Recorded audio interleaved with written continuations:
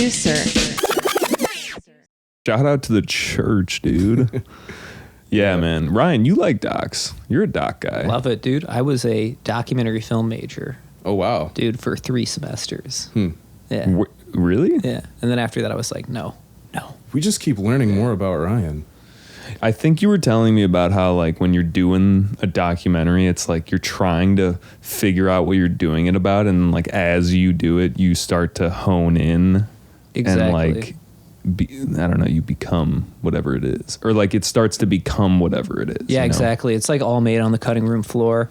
Because, like, you can go in, a lot of good documentaries, they go in with one idea and they come away with another. And it's just because it's hard to, like, push your own narrative onto something.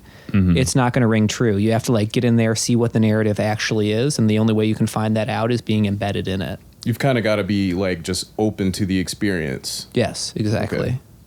Yeah, because if some dude, like, you go in and you think that you're going to interview this guy and he's going to tell you about what's wrong with this, but then he starts telling you about, like, why it's actually great, you can't be like, no, that's wrong.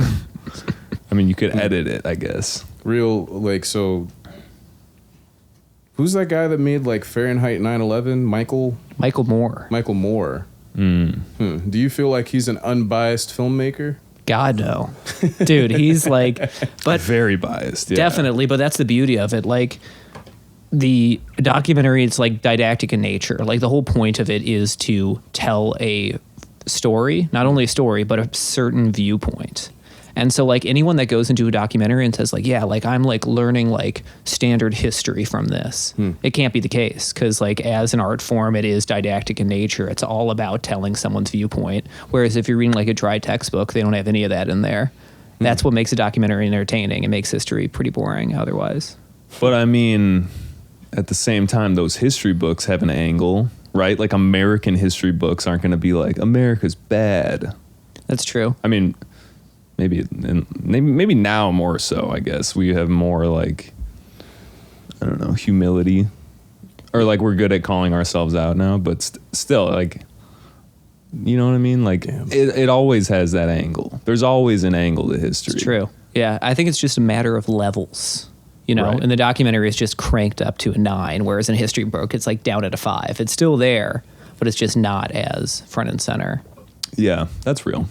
Can you imagine, like, in, like 2147, like, people are, like, rediscovering, like, YouTube on a Wayback Machine, and then they find Much Dank? Yeah. And they're like... Wait, what is Much Dank? Much Dank is, like... They, like, take, like, interviews and, like, documentaries and shit and, like, chop them up in weird ways. Like, there was one where, like, Kanye was, like, on the Ellen Show.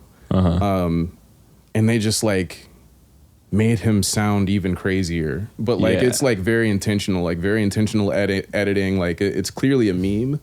But, like, you know, what if they just see that and they're just like, this is what people were doing. That's what happened. Yeah. Like, we got to figure out, like, how are people able to make their eyes bug out like that? Like, I feel like it's just so hard to even think about that because the technology is going to be so advanced that, like, making YouTube videos is like, wow, that's like making a cassette or something, or like it's like even older, or like it's like a vinyl.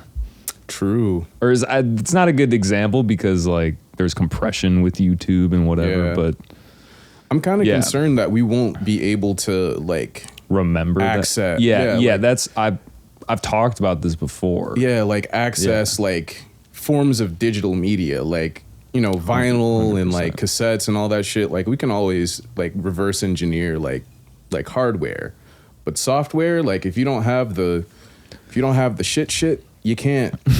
What happens to my YouTube channel if an EMP goes off? It's gone. Is that shit backed up? It's gone. The electrons, like, they're not. They got all frazzled. Yeah, they're not even electrons anymore. They're strangelets. What do you know? What is a strangelet? Is that just a fun word? Because I like it. I mean, strangelets are like, they're particles where if you get touched by a strangelet, the particle that gets touched by a strangelet also becomes a strangelet. Oh, so it, like, just fucks up other particles. Yeah, it's like this universe is just filled with corrupt data now. Damn. All right, well, we can kind of officially start. We're here. Tango's in the house. This is Tango. Hi. It's not me, if you were wondering. Hi, I'm Tango. Yeah. Does Tango like tango? I have 2 left feet. Really? Yeah. Damn. I can't dance. Really? Yeah. I mean, like, it's funny because, like, I can when I'm by myself, but then when I'm around people, the ability disappears. Oh. Yeah. What kind of dancing do you do by yourself? You know, little ditty bops, you Little know. like back and forth? Usually, like, when I'm, like, you know, like, sitting in the producer chair, I'm like, I like this drum beat. Yeah. You know, and then, like, if I'm, like, really feeling it, then I'll, like, get up and, like, Do like a little dancey dance? get a little, you know. Yeah, a little shimmy. Yeah, but Yeah. out in public, nah. Nah? Yeah, nah. Okay, fair enough. I get that. I understand. I really got to enjoy the music if I'm gonna go. Like if my girlfriend, let's say, I don't know, we're at like a wedding or something. It's like, let's dance. I'm like, why though? You know what I mean? I don't know. It's this public display, and I'm not good with those things. It's hard to turn off the feeling that there's just eyes burning into you. Dude, what the fuck is wrong with me? Maybe us. I don't know, man. It's like who cares? Cymbalta can help. What's up? There's some Zoloft. Do you know What was Cymbalta for? Cymbalta is a depression medication. I believe. Is it? I think so. Yeah. It can help. Yeah. Talk to your doctor. The slogan is Cymbalta can help. Dude, that's the most stereotypical drug slogan I've ever heard. It can help. Yeah. Can. Cymbalta can help. I mean, they're not lying. They don't want to make a. They don't want to make a FDA claim right there. That is the most like just doesn't even mean anything. Yeah. It also like can possibly cause, you know, like nausea and vomiting. Yeah. You know, someone is like, I'm vomiting my life away, but at least I feel nothing. Right. I feel like now that we just talked about the whole dancing in public thing, I have to challenge myself to do that at like a wedding. You should. Because you only learn when you're outside of that comfort zone. Yeah. And like, I don't want to do that, but maybe I'll be less of a curmudgeon and just like, all right, fine, I'll do it. It helps when like you're just around people that you love. That's like, true. Yeah. I mean, have you ever been to the Green Mill? Yeah. Yeah. Like, it's like, I went there one time with my girlfriend and like some other friends, and like, we kind of like went up to like the swing dancing area and like we gave it a shot. Like, it was really cool. We weren't like, you know, going crazy or anything. But like, it was fun, like, you know, to like let that ego go for like 20 seconds and just like be with each other. And then like, you know, we like bump into like some people swing dancing beside us. Like, and we're just sorry. like, fuck, we're self-aware. Let's get out of here. Let's blow this popsicle stand. Why tango? Okay. You like tango music? Because it's cool. You know, yeah. I mean, I do like some tango music. I actually named myself that. This is like the 5th or 6th name that I've had as a producer. Ooh. Could we get like some other before names? I started off as Shawnee Bravo. Shawnee Bravo? Let's go.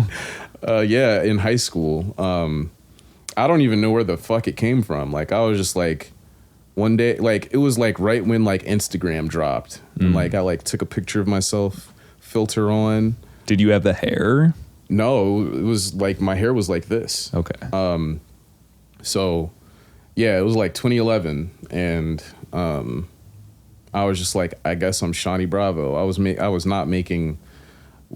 like using like FL Mobile on my iPod Touch 4th gen.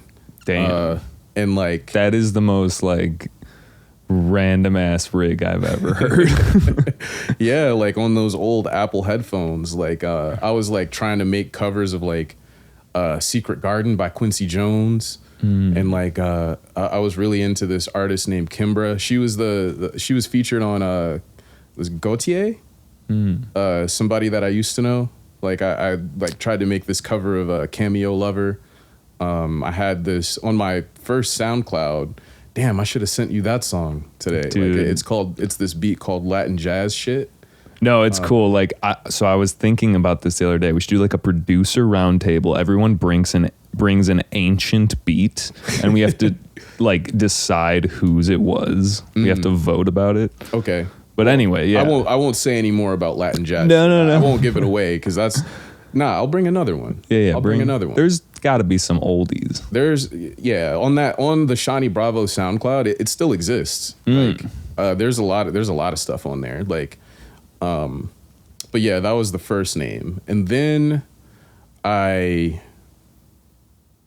was going by like Wi-Fi Boys for like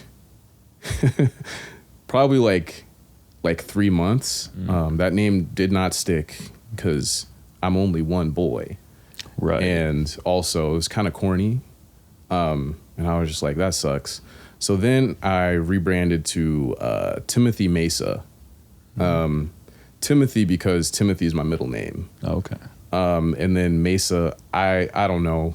I don't know why. Like Black Mesa, like the Half-Life game. No, I don't know. That's just what. Have you ever played that? Yeah, I fuck with Half-Life. Half-Life is cool. Yeah. But I don't know. Like I think I was trying to be like avant-garde and like call myself like a table, like a plateau or something like that. Like a mesa. Yeah. Okay. I don't even remember, honestly. I was, just a lot going on in my brain at the time. And then I shortened Timothy Mesa to TMSA, which also stood for That Youthful Soul Music. That SoundCloud is also still up too. I released like a couple beat tapes on there. I was even like singing a little bit on those projects, or like one or two of them. I have like this cover of Saturday Love. It was really inspired by Toro y Moi. Toro's cool. Yeah, he's awesome. Then after TMSA, it became TISM, TYSM. And I was trying to do like TMSA is the producer, TISM is the artist kind of thing. That didn't pan out because I didn't want to sing publicly, so like TISM was just a producer again, which is also thank you so much because apparently I really love acronyms and just like trying to weave hidden meaning into shit. And then I was just like, I need to change my name because there was like this producer on Spotify and I thought like there could only be one of something. And I saw that he had like 300 monthly listeners and I was like, damn, he's beating me. Oh shit, yeah. So I was like, I can't be TISM anymore. I got to be different. So TISM didn't work. I was working at a call center. Now we're like in like 2017 now. I was in a call center, living with my grandparents, not having a good time. People calling in. I got to like read shit to them. Yeah, dude. Got the little phonetic alphabet going on. I'm still in the T's and I see like Tango. We went down the Tango origin story. I appreciate that. Yeah. I always start out with the same question, or start out. It happens early on in the podcast, and that is, what was your first concert? Ooh, my first concert. Usher, Ludacris. Who else was on that line? I mean, that's already great. Jules Santana. And Chris Brown. What? Chris Brown and Usher? Yeah. It was like 2006 or 7. Damn. I went with my uncle and my godbrother. Shout out to Drew. Shout out Drew. Yeah, he called me yesterday and was like, when you're famous, I'm gonna be security for you. He says that all the time. Is he a big dude? He's like taller than me. Yeah, he's 2 years younger than me and taller than me also. We grew up together. He's like big as fuck. It would just be funny if he was like smaller than you. He's like, dude, I got you on security. On some like, Muggsy Bogues shit though. Is that like some like English whatever, like gangster shit? Nah, he Muggsy Bogues is he's a short ass NBA player. Like he was playing for the Charlotte Hornets in like '94. But he could shoot. Oh, he could shoot. He could shoot. See, that's what happens. He could get them shits off. Yeah. Yeah. Okay. You know, how did that affect the trajectory of your being? Because I don't. Those are know. Superstars. Like, actually, I don't know if that was my first concert. That was like my first like one that you remember, like. It was like my first like, oh, we're at an amphitheater kind of concert. Like I think my first concert or the first like, yeah, I guess that was my first concert. Otherwise, like I'd say like probably like an orchestra or something, like a school event or something. Nah, like Raleigh, the Raleigh Symphony. I'm from North Carolina, Raleigh, North Carolina. Okay. So I probably definitely went to one of those events early on. Saw the Nutcracker. I don't know if that counts as a concert. No, that's legit. Yeah. I think that, I mean, well, it's a show. Yeah. I guess it's like just levels to performing arts, I guess. Isn't it like a ballet? It is. Yeah. Dude, the ballet is crazy. They go off. No, like legit, the ballet, like they're so strong. Yeah. I'm like, what? All that shit in your feet. Dude, their feet are so strong. Yeah. And the guys are like just lifting, like there's no gravity on that stage. They're just like, you're just like, yeah, people what? are. My yaya, that's what we call my grandma. She took me to the ballet, and I was like, this is gonna be lame, dude. This is gonna be lame. I walked out of there, I was like, this is sick. Yeah. I love the ballet. Art is incredible. I agree. Also, that brings me to another question. Ooh. On one of your profiles, you're like, I forget what all of the titles are. It's like DJ, producer, and then it says artist ? Yeah. Just wondering if you could unpack that. If it's just like, what is an artist? Do you consider yourself an artist? Sure. I would consider you an artist. You make music. Sure. Yeah. I guess it's more so like just what other people call an artist. Like when you say like, I'm a music artist, like people's first thought isn't DJ or producer. It's like a performer with a mic in their hand or something like that. Or like maybe they're playing like a live instrument on stage or something. And so I sing in private. I'm a classically trained singer. Really? Yeah. I started learning when I was in third grade. Yeah, when I was in like around third grade. Nice. So I objectively can sing pretty well, and I've been told many times by peers that I should like start being an artist. I like songwriting. So I don't know. It's interesting to me because it's like I view you as an artist. I feel like being an artist could be like, I crumpled up this can. That's art. That is art. Yeah. And I think like, especially like DJs as well, like you have like, you know, like wedding DJs that are just like, I'm doing what I got to do through the night. And then you also have like the future beat scene, or like just like people that like are curators, and they're like, I am giving you the taste rather than I'm giving you your taste back to you. Right. I think like there is like the art of DJing, and then also like DJing as an art form.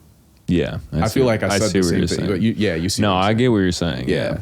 And like, I definitely consider like the remixes that I do, like it's like painting over somebody else's canvas, or like, you know, Basquiating on like somebody else's already created art. It's like audio collages. For sure. Or I don't mean to call myself Basquiat. That was a little. No. I get what you're saying. It's an analogy. Yeah. Or like, and like, I like to tell stories like with like DJing and stuff, or like I'll like, if I'm like making a track, like it'll be relevant to like what's going on in my life right now. Is like, I'm like hearing the lyrics and I'm like, yeah, like I'm gonna make this right now, like kind of thing. So I do consider that art, but it's more of like me like trying to use other people's language to relate to them, if that makes sense. Like artists, you know. You decide. I kind of like that. That's like what an artist would do. I guess because it's like being intentional. Yeah, you know, like, oh, like I said, I crumpled up this can, and like, what do you think of that? Yeah, and that's what it's all about, right? You like, you know, people. There's people that like, you know, they'll take like a white canvas and then they'll just put like a red dot in the middle of it and be like, figure it out. Pointillism or something. Yeah, but like I think like that was accurate. I don't know. Well, I think good Ryan's art, like, I don't know about that. Ryan is way more sophisticated than me, and I'll just say that right now on record. You can see it. You can see it in his wardrobe. Ryan fucking it's the collared knows. shirt, man. You are no, but Ryan comes in as the most like inconspicuously like knowing just about shit that you were like, wait, what the fuck? Why is Ryan so smart? He's got to know. He's got to know a little bit about everything. Dude, exactly. Yeah. That's the right way to put it. Yeah, you're a Renaissance man. Dude, I will. Ryan is. Yeah. Yes. Okay. Let me recenter.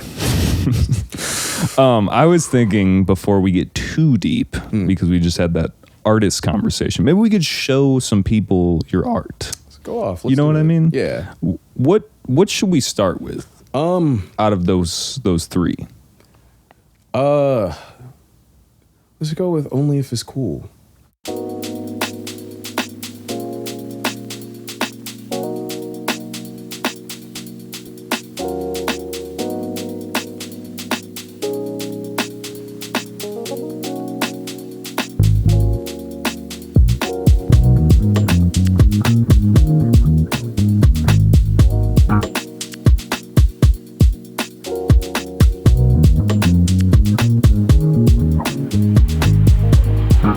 Tango to this. It's really got a dancey vibe to it. Thank you. This was I put this out last summer. It was a real hit. Really? Dude, I love this. Thank you.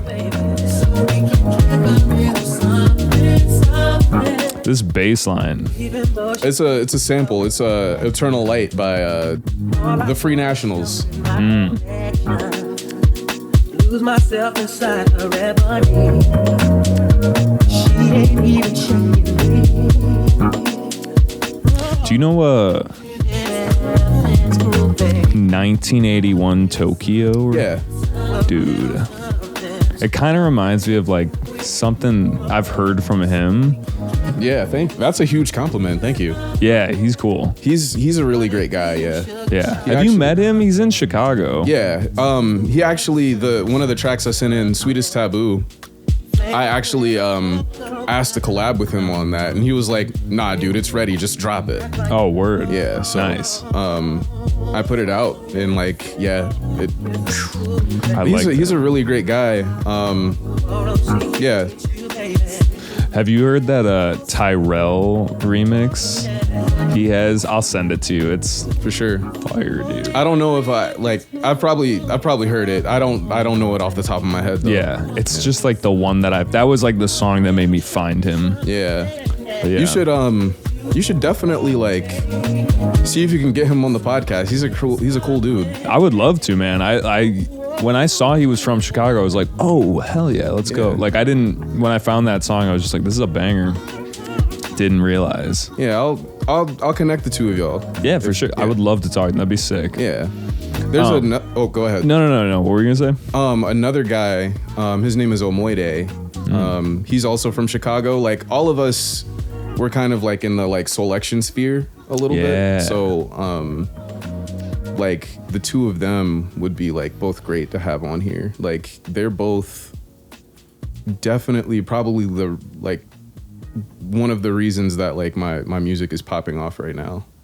So you were saying that you guys were kind of like the Soulection bunch. Is that any affiliation to Soulection, or is it just that that's kind of a similar sound? Sort of both. We're not. I'll speak for myself. I won't say that I'm like affiliated with Soulection. A lot of the people that like find my music are fans of Soul Action also, like you'll probably like hear a lot of times I hear people say like, oh, this sounds like Soul Action. And I've been played on Soul Action radio a couple of times. Nice. And that is because of my like relationship with Omoide and also 1981 Tokyo. When I first moved to Chicago, I reached out to 3 people, those people being Care. Shout out Care, Omoide, and Motion. So Care is like my best friend in the city. Motion is my girlfriend now, and Omoide is also a good friend of mine. And like he had just like right before I moved here, he had like Joe K had reached out to him for him to do like a Soul Action takeover for episode 497. Damn, so they got a lot of episodes. They do. They're up. That's crazy. They're at 600 now. I think they're. I don't remember. Yeah, they're at 600. Wow, that's crazy. But like, I had like sent this track to Omoide and was just like, man, like, should I drop this? Like, what should I do? And he was like, drop that shit immediately. Like, go fucking off. So I was like, okay. Then I dropped it, and then he like reposted it, and like, I at that time, like, I was like happy to get like 500 plays after like a month, if that, and like overnight that shit shot to like 2,000. And I was like, whoa. And like, I think that track in particular now is at like probably like 15K now. Nice. And like through him, like through Omoide, I met like 81 and like a bunch of other really cool people in the scene in that sphere. Yeah. So I mean, in 81 just had his own takeover as well. So I wouldn't say that, like, I would say that they are like Soul Action affiliates, you know, like I've gotten my songs played on there a couple times. But it's all like a big network of like, you know, different. Yeah, you know, if you look on like the like related artists or whatever on SoundCloud, like you'll find us, you know, in the like sort of like getting played in the same spheres, like the same DJs kind of like fuck with all of us, and like, you know, we end up on the same track lists a lot. So yeah, it's funny because I was gonna ask you about like Soul Action. It's very chill, like, for lack of better words, vibey. Yeah. But like, I just noticed on your profile, a lot of your album arts are like mid-century modern, like rooms and just like a nice pool. Yeah. Or like a lounging area. Yeah. I was just curious, like what's the thought behind that? Just like we're trying to set up a vibe for this is where you'd want to listen to this music or something? Yeah, sort of. I kind of want my music to sound like luxury, you know, like it doesn't necessarily have to be expensive. Yeah. Just I saw your tweet about that. Yeah. It's just comfortable, you know, like, yeah, just like comfortable. You've got like a glass of wine. You've got people you love around you, or maybe you're by yourself, like, but luxury. Like that song that just played, like it feels luxurious. I think music, there, just like anything, has like a setting to it. Like you can't just listen to music in a vacuum. Like we listen to music in these headphones and there's still like air between our ears. It's not just like in our brain. So I don't know, not to get too existential, but like it's just there's always a setting when you're listening to music. And I think about that a lot.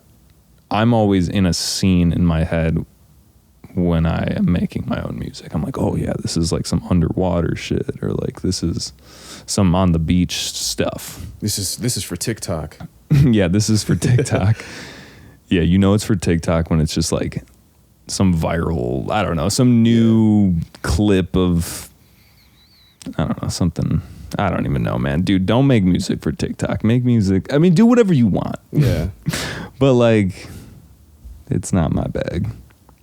Something I wanted to ask you about was you. Speaking of care, you and him hosted a beat workshop. Yeah. Am I correct about that? Yeah, at the House of Vans. We hosted an Ableton workshop. Yeah. And I saw you guys afterwards at Primary. Yeah. We were there for The Kid. Shout out The Kid. Shout out. We can't say his other name anymore. It's only The Kid.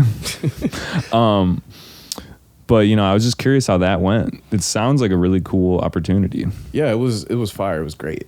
It was great. Were there any like people there that were? What were the level of people in production? Like, what were you teaching them? So it was a lot of people that were there were like industry professionals that were like they're like into mixing and mastering, or like they use like a different DAW, so like Logic, or like they're used to Pro Tools or whatever. FL. One guy was actually using FL in the middle of the workshop. It's like, wow, guy, hey. Use Ableton. He was because it was an Ableton workshop. Yeah. But it's cool. Like, and like some people were just like, I have ideas in my head and I don't know how to get them out. So I'd like to learn. I just like to learn about beat making in general. So it was a lot of like different skill levels. And we wanted it to be that way. Like, we wanted to sort of like cater to all skill levels and allow people to just kind of give them the tools to like learn in their own sandbox. So we like, went over the basics of like, this is where stuff is at in Ableton, and also just like allowed people to have whatever questions they had, and we would like help try to guide them through the process. Yeah. So we got questions from like, how do we put a sample in? Like basic how-to stuff at first. Yeah. And then we also got questions like one guy, shout out to Ali. He was talking about like how can I make like this MIDI track that I created? How can I give it a more human feel, since like we don't have MIDI controllers here? Like, usually like Logic has like some kind of like velocity limitation situation going on. And like we had to like figure out like, oh, where is that in Ableton? Like there's a MIDI device that like you can kind of do that with that. So yeah, it was pretty cool. It was like different walks of beat life. Yeah. That's cool. Yeah. Did you like, I feel like one thing that Ableton has, and maybe other ones do, is like the groove pool. I don't know if I started on Ableton, so I don't know, but I feel like that's a huge thing. It is. We actually didn't touch on the groove pool too much, but I like groove pool. It's cool to fuck around with and just get like just throw it in there a little bit. I get something in my eye. Like if you're on like beats mode or something, you just want to put like a wacky little groove on, turn some parameters some different ways, and then now it's like doing some wacky like texture stuff. But you can like find places in between the grooves that's really cool. And I don't know, I feel like I don't use it all the time. A lot of times I'll just program it exactly how I want it. But it is fun to just throw it on there and be like, oh, okay, wait, this is more what I was thinking, and I didn't even know. I was actually using like Groove Pool today. Like there's like some MIDI that I was like programming in, like instead of just pulling out my keyboard, like but I wanted it to sound more human, even though I had it on the grid. Felt lazy, didn't want to like kind of like stretch things out or whatever. So I was just like, I'm gonna just throw some groove on it, just a little bit of groove, and then like turn the timing thing up to 100%, and then now it feels human. Yeah, there's a randomness thing in there. Actually, that's what I put it on. Yeah. It's pretty dope, but you gotta like bounce it out, like because then it might change. And you're like, oh wait, no, that's not what I was thinking. Yeah, if it's like if it gives you the one that you want, and then it never does it again, it's like, well, you did this to yourself. I'm just curious, like, I mean, you and Care aren't like Ableton certified whatever, like teachers, because that's like a whole thing you got to go through. We're not. That's actually something that I want to be. Like, it's a dream of mine to kind of like, dude, that would be sick. Certification. Go to Germany, like, get taught.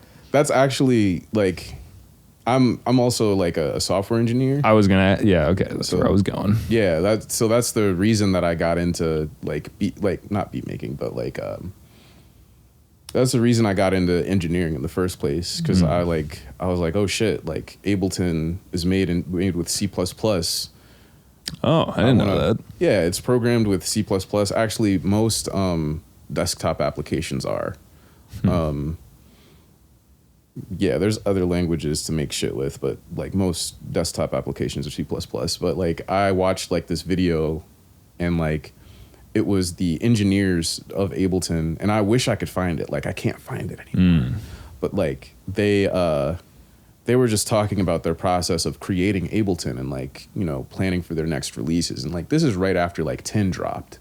So I was like, this is fucking sick. Like I want to do this. I want to make Ableton. So I like started the process of like trying to change my major to computer science, and like I'm gonna intern at Ableton for a year, like after I graduate. It didn't happen. But yeah, it would be super sick to like go to Berlin and just like work at Ableton. And like, dude, that would be so sick. Yeah. Yeah, I mean, I would like just test stuff. I don't have like the computer science stuff, but I like if they were just like, yo, you got to go test this out for like 4 hours. I'd be like, psh, I got you. Dude. I'll turn some knobs, baby. No. Yeah, this knob feels a little crunchy, man. You got to change that. Yeah. Got to grease it up a little bit. No, but like, I don't know. I saw that on your profile that, you know, you do like the engineering, not in the sound sense, but like the coding sense. And yeah, I don't know. I mean, that's just interesting. Have you made any like VSTs? Like, do you love the Max stuff? Yeah. It's like two questions, but yeah. I've done a little bit of playing in Max, not as much as I like want to. It's just because I almost said I don't have the time. I do have the time. I just use the time for other things. And then I have like played around with creating VSTs. There's this library called Juice Framework for C++ that like it has all the stuff you need, like a lot of that filter math shit figured out. There's like courses on like YouTube from like this service called Free Code Camp, where they like teach you how to make like a multi-band compressor. And like a parametric EQ is like 3 bands. Yeah, a lot of weird math goes into making filters. Oh yeah, like I would totally believe that. Yeah, yeah, like it's crazy how decimal points like change, like the way like a DJ filter like or like EQ3 works is like different than like the auto filter works, and like it's crazy. Yeah. Yeah, I mean, it just seems like sometimes I'll go down a sound design rabbit hole and then I won't even like produce. Yeah. You know what I mean? But that just seems like a whole other rabbit hole. Like, all right, I'm going to make an instrument or some kind of plug-in attribute to use for music production. That's a whole different realm. And you know what I mean? See, that's like where I like, that kind of like helps me nerd out with the sound design a little bit. Because like, you know, kind of like how like different EQs have different different sound and stuff.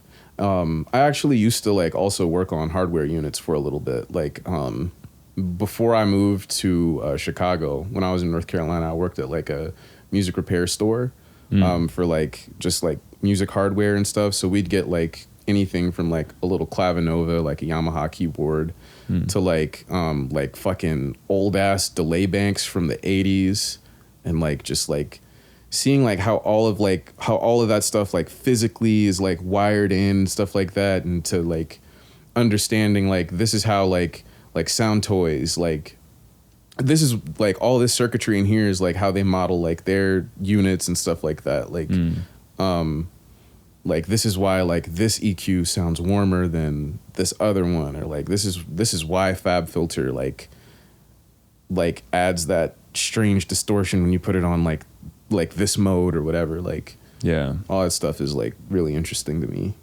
Yeah, it's really interesting, but it just seems hard to conceptualize in a sense that it's, you know, ones and zeros basically, and you're just like, all right, it's cleaner code. This one's like clean, or this one has code that emulates this kind of analog quality. I mean, all it is at the end of the day is just on and off.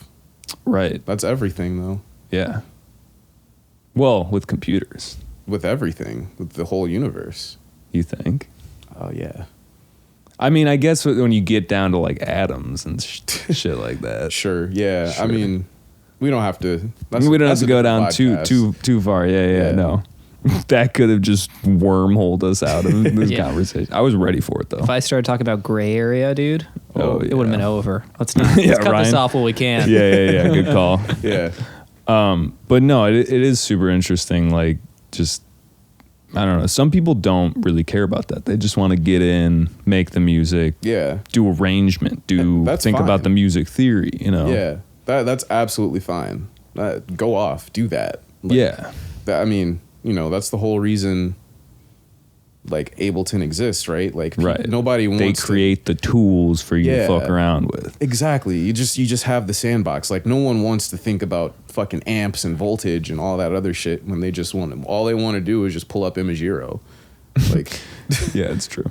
Well, is there any plugins that you've thought of that don't exist that you're like, oh, that'd be nice to have, or like a little utility that does something? I mean, people have done a lot of stuff. There's so many tools, and if you search for it, it's like most of it's out there. But I don't know. I was just curious if you've thought Yeah. about that. like I've had a few thoughts. Like nothing immediately comes to mind right now, but Yeah. I've had some thought, like mostly more about just like making my own shit because the shit that I want is like too expensive. But then that's also like, damn, that's a lot of math that I don't want to do.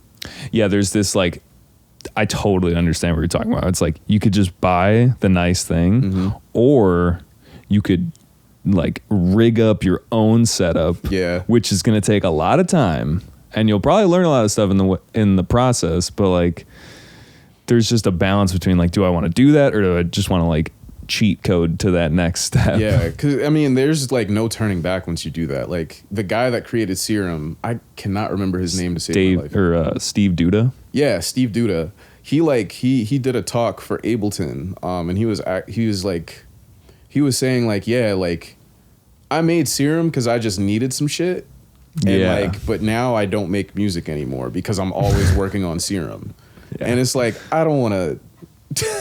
Well, I don't hopefully wanna he's do making that. He's definitely making that bread. Of course, we got like Yeah. the people that are just torrenting it and whatnot. But I'm sure that there's I been mean, money he's made. got Skrillex in his back pocket, so and yeah. Dead Mouse. And Yeah, like, yeah. He's making Everyone making uses hella bread. Serum. Yeah, exactly. Like we are pumping blood into Steve Duda's bank account. Yeah. I don't know. I think about that concept I brought up before. It's like are you a tinkerer? Do you like to mess around and see where everything goes to? Or are you just like, I just want to play with the thing?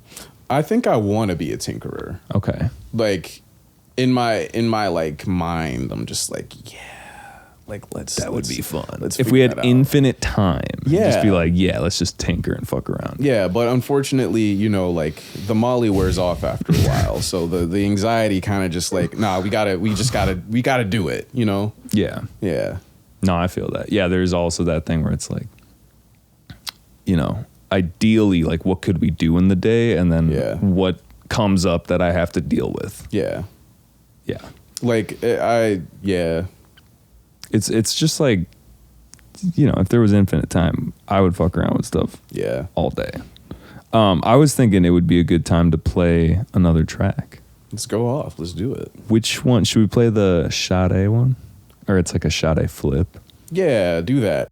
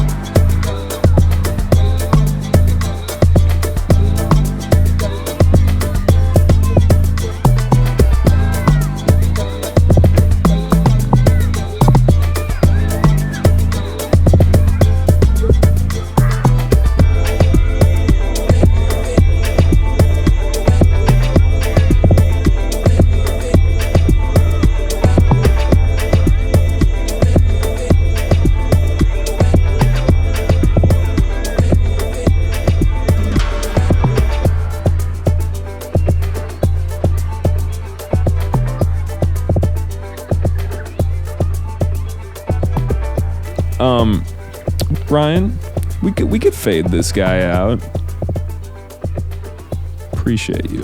Don't let it slip away. Dude, I love Sade. That fuck, what's it called? The it's like she's talking about angels. Fuck, man, I made a remix of it one time. It's so good. Kiss of Life. And give me the kiss of life. But like she comes in and it's like, there must have been an angel by my side. Yeah, dude, it's so good. There's like a her voice is really interesting. Yeah, it's like feels round. You know, there's a depth to her voice. Yeah, yeah. I'm not very good with the vocal adjectives, but like timbre. Yeah. No, but like some people are really good at describing like voice, but yeah, she has a really unique voice and people fucking love her, man. Selection did a whole Sade Love is King compilation. I remember back in the day. That was hot. I was always like, how did they get the stems? Because I've been looking. I mean, they didn't have La La or whatever, you know, that like AI. Maybe they used like RX2. Yeah, something like that. Yeah. Aren't they on like RX8 or some shit? Yeah, RX10 just dropped. Whoa. I think Ozone or Isotope is following that model of you know, like what they do for school books. They just release a new book, so you buy a new book. Yeah. Like nothing really changed. Yeah. Or like maybe even got worse, but they're maybe like, we just algorithmically they're doing some shit, but like you know, to the common end user, it's like it's doing the same shit it's been doing. Yeah, it just works. Yeah, it's good. They make okay stuff. Anyway, something I wanted to ask you about is your hair, because you used to have long hair. I did, yeah. And you posted on here, you're like talking about how summer you're gonna dye your scalp ice blue, and is that gonna happen? Who could say? Honestly, my Twitter is more for just like the people fun. That know me, you know, like not yeah. No, I get it. Yeah, it's fun. It was fun going through Twitter. I like if people have a Twitter that they're active on. I'm always like, well, let's see what's going on here. Hey, you know, it is one of those things where it's like if you find me on there, you find me. Yeah. I'm not like I feel like one day like my Twitter is going to be found, but like by then like I want to have amassed like, you know, a decent following or something, because I say a lot of things there. Yeah. And I don't really want to. I don't really want to be known for what I say necessarily. See, but that's what this podcast is about. Yeah. No. I mean, it's really not. Like, we do both the music production and talking about stuff. But my viewpoint too is that you get to hear a lot of artists. Yeah. But you don't get to hear them talk. Yeah, it's not exactly personal. Yeah. And that's interesting, because it's something that's been interesting for me lately.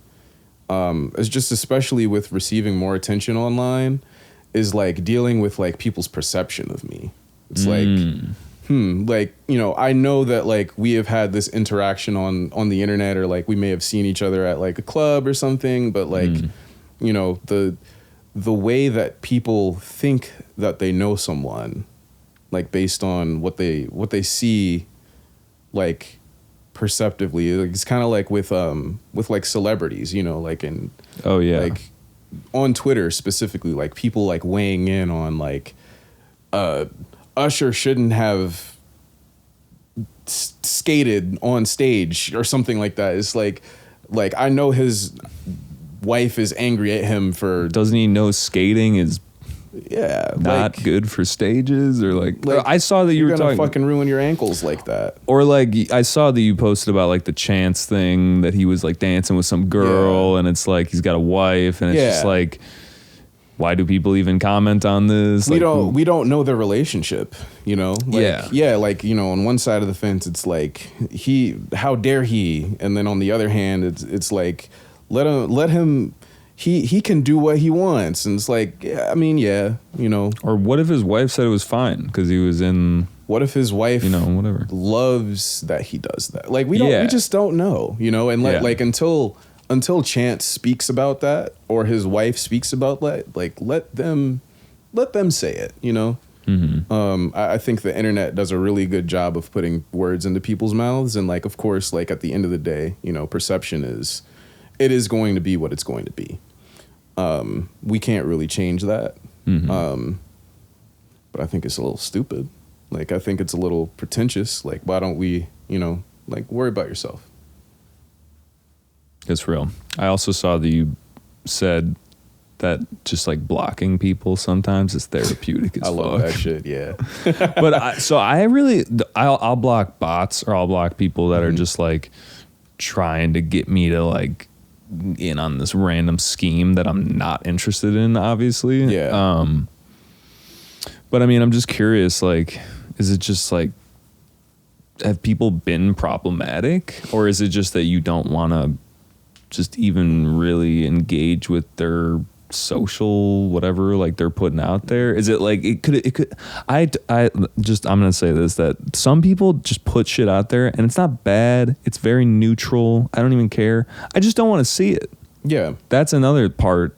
Yeah, that's what it is. Yeah, like it's like you know, it may not have anything to do with me. It's just like, I don't like the way that you're talking about women right now. I'm just gonna block you because you know, like, engagement is currency online. So like you know, when Twitter like open sourced their, you know, how they rank tweets now or whatever, like when they open source their algorithms and shit, like we saw that like the verified check like times 4s you in the algorithm or whatever, like the people that you follow, like, you know, like your immediate circle or whatever, like that's how it kind of like throws you or whatever.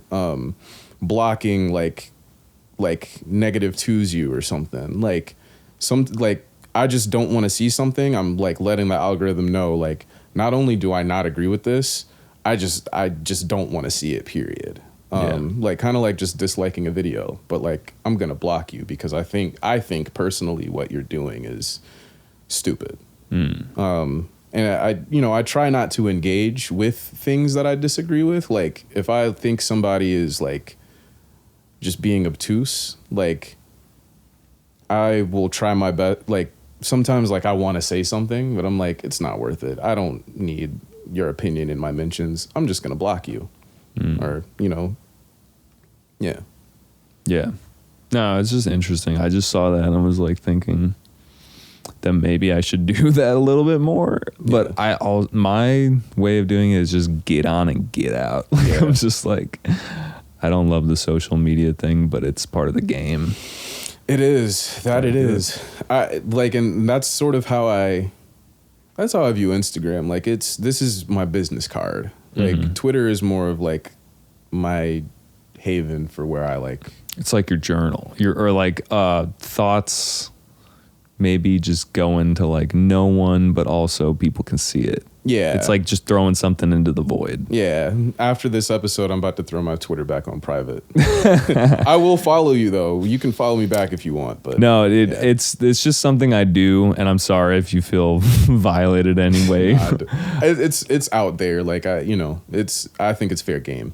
I just think it's like fun to throw something back at someone that someone said and get a deeper whatever. No, I 100% stand behind everything that I've said on there. So, yeah. Well, and the thing I was going to say too is that, you know, there's only so many words you can say in a post on Twitter. So it's designed to be almost like a headline. Yeah. And I'm always like, well, what's the rest of the story? Yeah.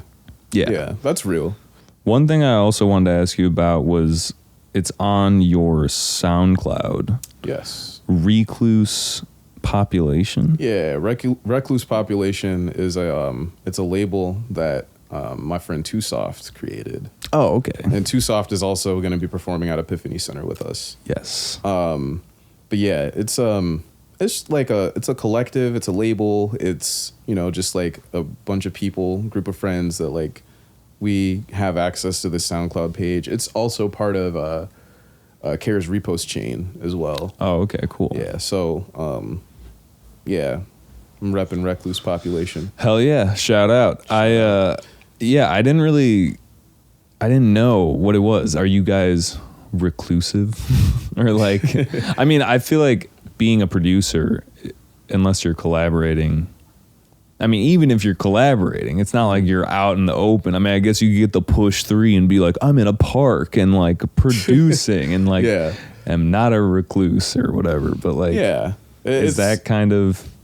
It's like, you know, we just we're usually in our bedroom, you know, like do this in a reclusive space.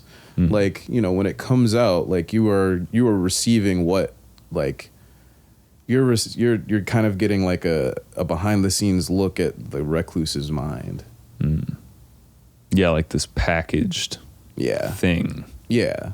That wouldn't have been that way if you were not just alone or maybe, yeah. Like you just kind of, I think like creation, like it's a very like solo art, right? Like you're kind of taking something that's inside of you and like getting it out. And like with Recluse Population, or just like with releasing music in general, like we're taking something that's very solitary and very private and like allowing people inside of it. So like this reclusive piece of me that I find very beautiful and like I love it. Like I'm giving it to you and allowing you to perceive it, allowing you to critique it. And then I don't know, how do you feel about like, obviously not everyone's one-sided. Like I can be very reclusive or I can be like, I want to go out and hang out with people. You know, introvert, extrovert. Where do you sit on the balance there? Like between having your space and maybe DJing or something, you know? I don't know. Like I'm either an introverted extrovert or an extroverted introvert. I mean, You're someone in the middle. I am an INFP, you know? Oh, okay, yeah. Or an INT. No, I'm an INFP. Ryan, you were just going through the Myers-Briggs. Is that what it is? Dude. Yeah, it's Myers-Briggs. Don't get me started, man. Yeah, no. That shit can change your life, dude. Having I know that level of insight into how you operate, it's incredible. You told me that I need to check mine out again. I forget it's worth what it is. It's game changer. It is.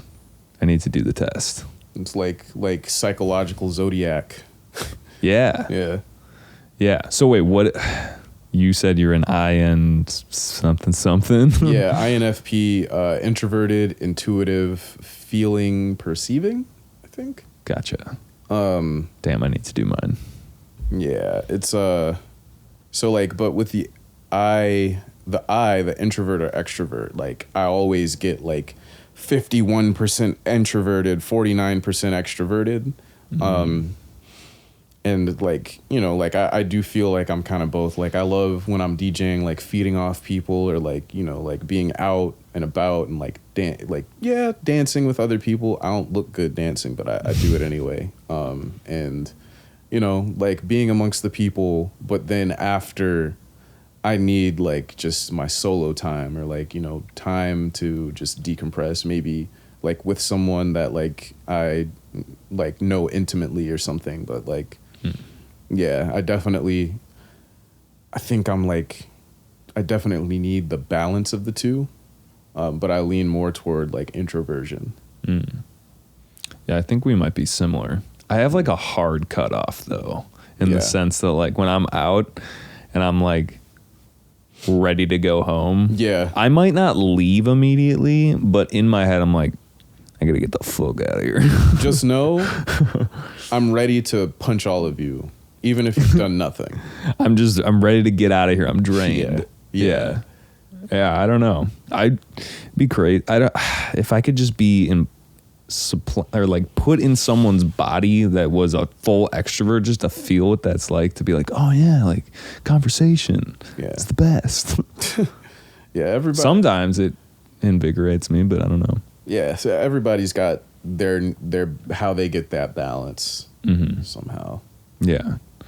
Okay, cool. Yeah, I just wanted to go over that. So it's like a collective that you guys post on and release music through. Yeah. On SoundCloud. Shout out to the Recluse. You know who you are. Yeah, you know who you are. You're probably on YouTube right now watching this. Maybe. In your like dark room with the LEDs. Stinking. Like, You smell bad. Yeah. You got like pink and blue lights. Maybe. Yo, you know who you are. It's not bad. It's cool. I do it too. We love you. I love you. We love you. Okay, out of my notes, this is one of the last things I wanted to ask you about, which is, do you play saxophone? Yeah, I do. That's dope. How long have you been doing that? Oh, shit. Since I was 10, so it's like 16 years. Damn. Yeah. That's a long time. Yeah. Do you whip it out on songs? I haven't whipped it out on anything I've released. Uh-huh. I have recorded a few licks here and there. I think other people have released things that I've done with saxophone, but I personally have not. Is there any reason why? Is it just like... It just hasn't been done yet. I think like, because mostly, I mean, the last couple of years I've been living in apartments. Oh yeah, it's loud. Yeah, and I'm just like, I'm not about to book studio time, you know. But like, I live in Rogers Park, so like, I could like just go outside and like play outside and stuff. But Yeah, like out your window? yeah, Dude. but that would require practice, and I have not. I've been out of practice because I've been living in apartments. Yeah, nothing worse than listening to someone practice who's like kind of not great. Mm-hmm. You're just like, especially with reed instruments, because it's just like, it's just like, what? In What's this world, that? you're either cracked or you're cracking. Yeah. Also, not everyone just wants to hear saxophone all the time. I think I would love it if I walked past it, but if I lived underneath you, I'd be like, dude, Yeah. I have to go to bed. You're either Lisa Simpson or Squidward, and I think I'm a Squidward right now. Okay. Yeah. Squidward is not like horrible, or in some episodes he's like better. He's not great. He's not great though. He's not great, no. Yeah, but I do love the what does he play? It's The clarinet. The clarinet. The sound of the clarinet Mm-hmm. is very cool. Yeah, the saxophone and the clarinet are in the same family, the woodwinds. Mm-hmm. All got reeds. But the clarinet, is it a metal body or is it a wood body? It is a plaster body. Plaster. Okay. Yeah. I don't know what they used to make them with, but now it's kind of like some plastic kind of stuff. While a saxophone is a metal alloy body. Yeah. The clarinets sound very similar to saxophones, like sort of like if you've heard of like a soprano sax. Like they're very similar in sound, and they also have relatively the same fingering. But like straight versus down. Yeah. I remember I went to try out for the school band. I was never like into music in high school or in grade school, but I was like, yeah, man, I can go try it out. And I remember the teacher sat me down and gave me a saxophone. I was just like, yeah, just like Blow. do your thing. Dude, you could have set me up with something. You could have like taught me something first. That was like me. I could have gone on a completely different trajectory.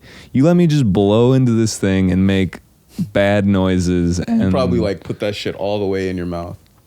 yeah, dude, I fucking deep throated that saxophone. Like I literally don't know what he was expecting, but anyway, He was trying to get a laugh that day. Like, you don't just give somebody a saxophone. that's what I'm saying. Like, I don't think he got the memo that I wasn't part of band.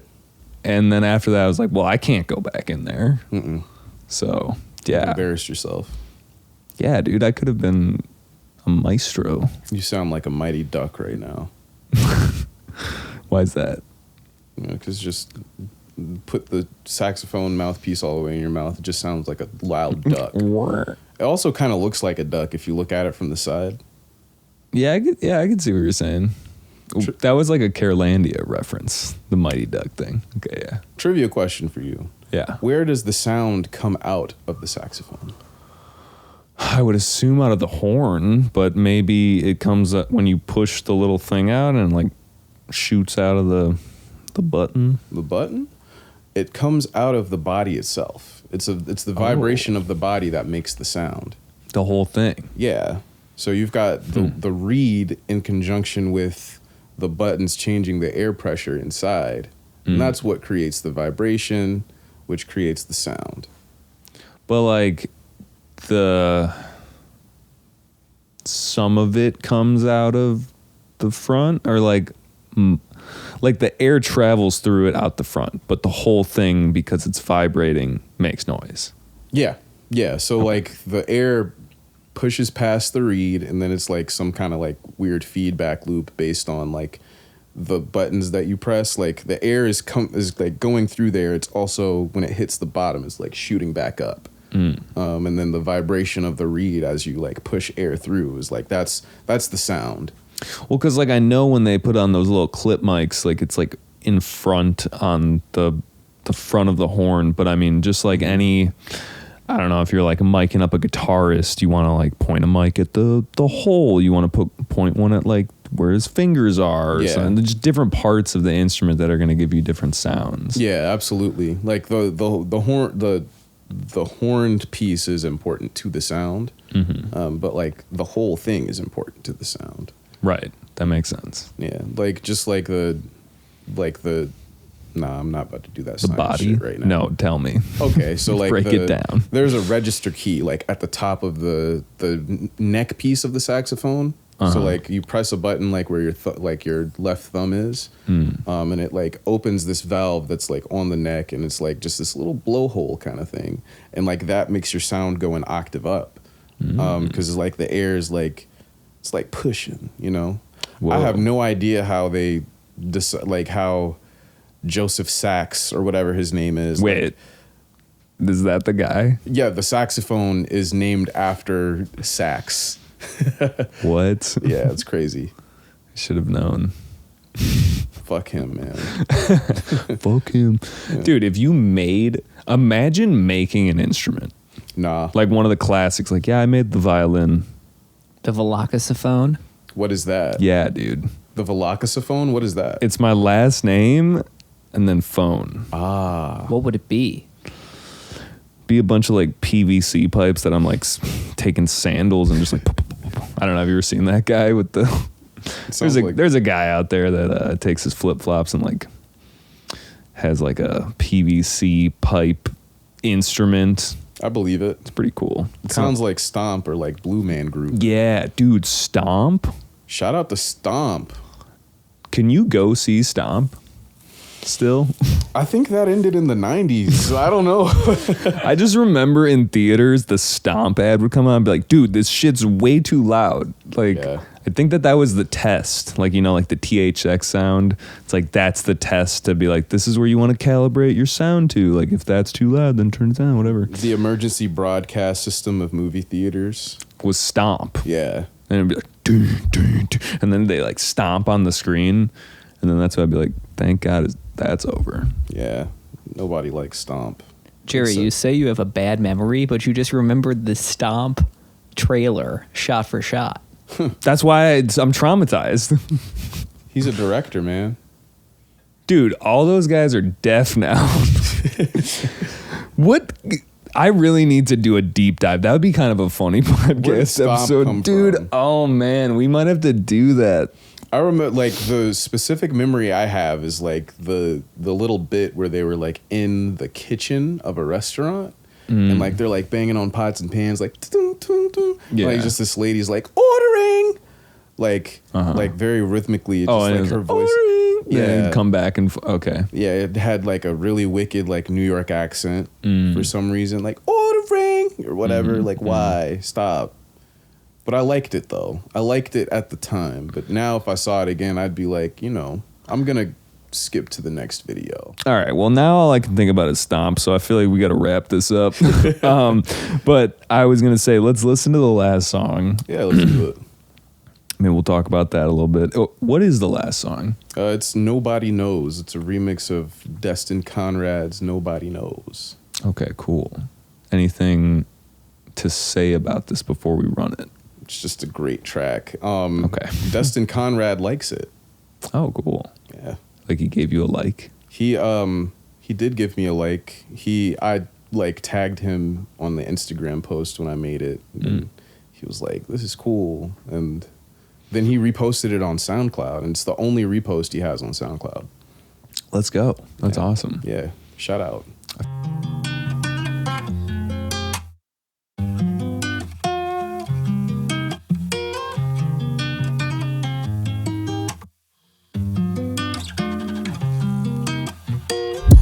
Bless me with a look when you pass me. Know the same look when we get nasty. Don't think you wanna put nothing past me. Miss you since you came over last week. You fucking with my mental lastly. You immature, no, you ain't know that I was pulling up. It's cause you get around them niggas and act like you on my way out. I see you out my way. Nobody knows what we do. Nobody knows, nobody knows, nobody knows where you out. I see you out my way. Nobody knows what we do. Nobody knows, nobody knows, nobody knows.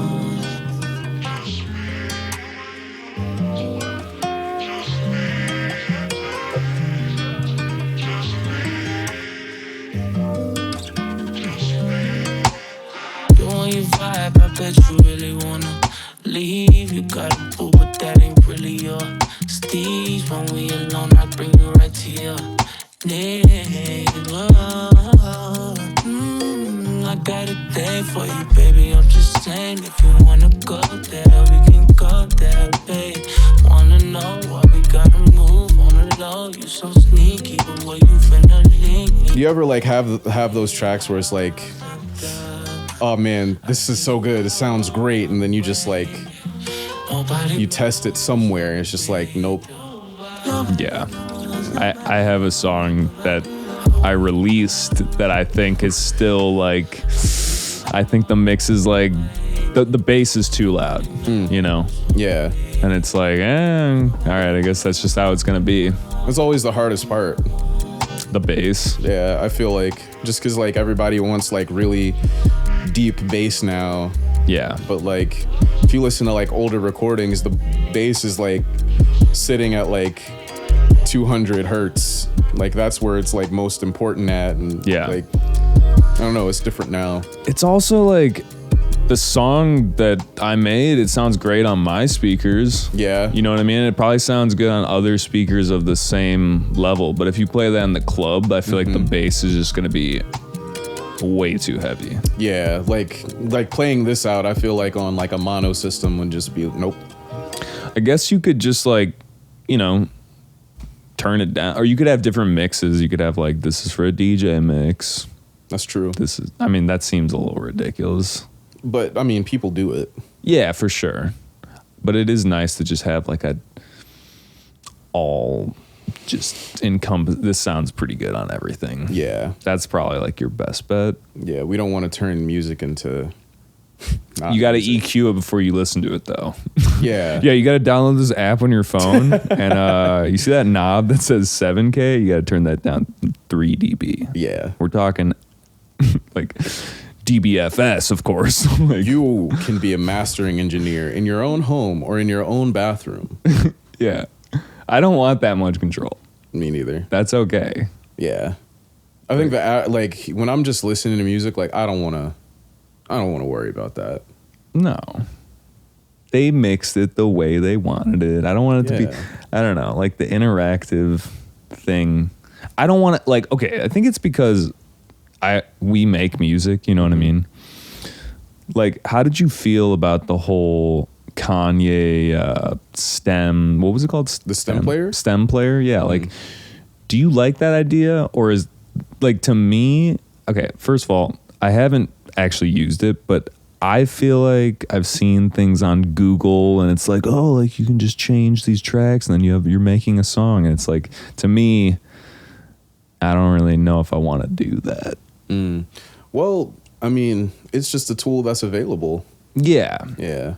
Yeah. Like that's how I feel about it. Like I've seen somebody like use it like with their own music to like perform. Like they just made their own performance track like right on the spot with it. I thought it was really cool. Okay, that's cool. Anoba actually. Or his name is Milo. He's also a DJ as well. Cool. Shout out to Milo. Yeah. I saw him perform at, I think, like Cole's Bar. And he was just using a stem player and a mic. You're just going off. See, then you say that also, and I'm like, anyone doing something different like that, I'm kind of like, all right, I want to tune into this more. Yeah. So I guess in terms of, I don't want to be in the car being like, oh shit, I gotta like, I gotta DJ my track real quick. Shit, let me turn these drums down real quick. I mean, like, it's, you know, what is the stem player doing that like RX isn't doing? You know, like you're separating pieces out of some shit. Like Kanye ain't innovate. I'm not gonna say he didn't innovate with that, but like, you know, that's exactly what it's doing. It's just Serato. It's a cool idea, and honestly, like, it does draw attention. He did the thing that he always does by drawing attention and getting people excited about stuff. But I don't know. Yeah. Honestly, I probably can't knock it until I try it. Okay. So I was, we've been talking for a little bit. Yeah. So I feel like we should wrap up. Okay.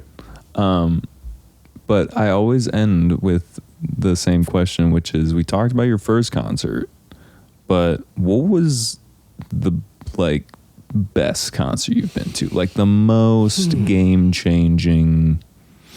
Mind Design at Golden Dagger. Oh, that was quick. Mind Design at Golden Dagger. I saw him at Golden Dagger 2021, I think. Yeah. Hell yeah. Normally I'm like talking, like I'm like just saying more things about the potential, like, yeah, like it's the impactful blah blah. But you had it. You were just like, nah, that's the one. That was life changing, man. Yeah. That was a great show. All of his entire band, incredible band. Playing, like, hearing like Camel Blues, like a live instrumentation of that, incredible. He had just put out Rare Pleasures. Hearing that shit live, it sounds just like the record live. Like, it was remarkable, man. Yeah, it was remarkable. All his band members, shout out Lion Milk, shout out Swarvy, like, and the other guy. And that other guy. That's his name, actually, the other guy. Yeah. So look him up. It sounds like you're a big fan of him. Yeah, I would say that. Yeah. Yeah. Yeah. Okay. Body Wash is my favorite album of his. Body Wash. I haven't. See, like, I feel like he's one of those guys that just got deep into the Spotify algorithm, and I don't remember which album it is, but it always comes up, and I'm like, this is a good one, though. Yeah. But yeah.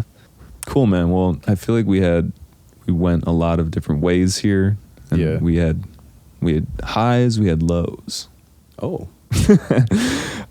We had ebbs, we had flows. Yes. Yeah. I don't rap at all. I can't do it. Ryan's good at rapping. Say less. He's good, I swear. We'll play some stuff right now. I'm just kidding. We're not going to. I need that 10-piece chicken with extra biscuits. My niggas love to eat. Every dinner's an expedite. Nah, I was going to say, is there anyone you want to shout out before we wrap this guy up? Yeah. Shout out Care Package. Shout out Care. Shout out Motion. Shout out Omoide. Shout out Too Soft. Damn, I could go on. You can keep going. Got millions of shout outs. Shout out Parallel 21. Shout out 1981 Tokyo. Shout out Ken Mack. Shout out Corgan. Shout out everyone. Shout out my mom. Shout out my dad. Shout out my stepdad. Shout out my grandma. Shout out my grandpa. Shout out Jerry. Hey, thanks. Shout out Ryan. Yeah, buddy. Yeah, shout out. Shout out everybody. Where can people find you? They can find me on Instagram at tango.wav or on SoundCloud at soundcloud.com/tdwave. TDWAV.